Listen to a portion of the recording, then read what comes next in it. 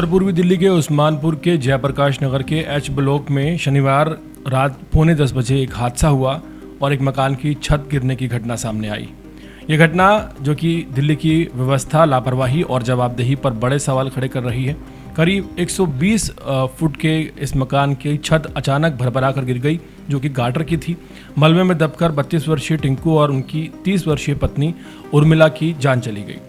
दोनों की स्थानीय लोगों, पुलिस और दमकल विभाग की मदद से उनको बाहर निकाला गया और प्रवेश चंद्र अस्पताल ले जाया गया, लेकिन डॉक्टरों ने उन्हें मृत घोषित कर दिया। सबसे दर्दनाक बात यह रही कि घर में मौजूद उनका 9 साल का बेटा किसी तरह बच गया, लेकिन कुछ ही पलों में उसके सिर से माँ बाप का साया हमेशा हमेशा के लिए उठ गया।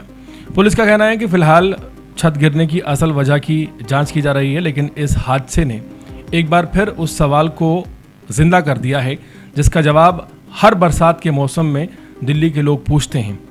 आखिर कब तक जर्जर इमारतें लोगों की जान लेती रहेंगी और हर हादसे के बाद सिर्फ जांच का भरोसा देकर मामले को ठंडे बस्ते में हमेशा की तरह डाल दिया जाएगा। दिल्ली में नगर निगम एमसीडी की सबसे अहम जिम्मेदारियों में से एक है जर्जर और खतरनाक इमारतों की पहचान बारिश के मौसम में करना, उनका निरीक्षण करना और ज़रूरत पड़ने पर उन्हें खाली करवाना और उनके ऊपर कार्रवाई करना। खासकर बारिश के मौसम में ये जिम्मेदारी और ज़्यादा बढ़ जाती है, क्योंकि लगातार बारिश से कमज़ोर हो चुके मकानों के गिरने का खतरा कई गुना बढ़ जाता है। लेकिन ज़मीनी हकीकत कुछ और ही कहानी बयान करती है। यहाँ हर साल बड़े बड़े दावे प्रशासन और एमसीडी की तरफ से किए जाते हैं।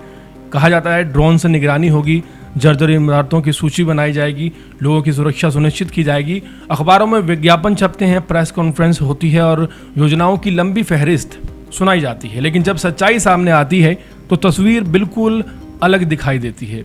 एक के बाद एक इमारतें गिरती हैं, लोग मारे जाते हैं और फिर वही पुराना बयान सुनने को मिलता है कि मामले की जांच जारी है, कड़ी कार्रवाई की जाएगी।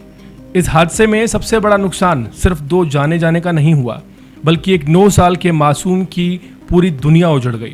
वो बच्चा जिसने शायद कभी सोचा भी नहीं होगा कि एक रात में उसकी ज़िंदगी हमेशा हमेशा के लिए बदल जाएगी। अब उसके मन में शायद ज़िंदगी भर एक ही सवाल रहेगा, आखिर उसके माँ बाप की मौत का जिम्मेदार कौन था? क्या ये सिर्फ एक हादसा था या किसी विभाग की लापरवाही? अगर जर्जर मकानों को समय रहते निरीक्षण होता, अगर खतरे वाले जो बिल्डिंग हैं उन पर कार्रवाई होती, तो क्या आज उसके माँ बाप जिंदा नहीं होते? ये सवाल सिर्फ उस बच्चे का नहीं बल्कि दिल्ली के हर नागरिक का है। आखिर हर हादसे के बाद जवाबदेही किसकी तय होती है?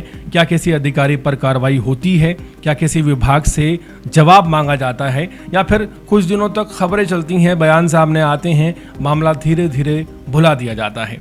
दिल्ली जैसे देश की राजधानी में अगर लोग अपने ही घरों में सुरक्षित नहीं हैं तो ये चिंता का विषय है। सरकार और एमसीडी को ये समझना होगा कि सुरक्षा सिर्फ दावों और विज्ञापनों से नहीं आती है, कागजों पर नहीं होती, बल्कि समय पर किए गए काम से आती है। जर्जर इमारतों की पहचान, उनका निरीक्षण और ज़रूरी कार्रवाई कागजों तक सीमित नहीं रहनी चाहिए।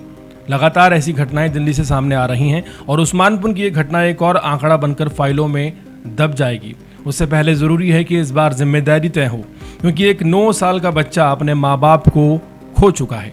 उसके आंसुओं का जवाब किसी जांच रिपोर्ट से नहीं मिलने वाला।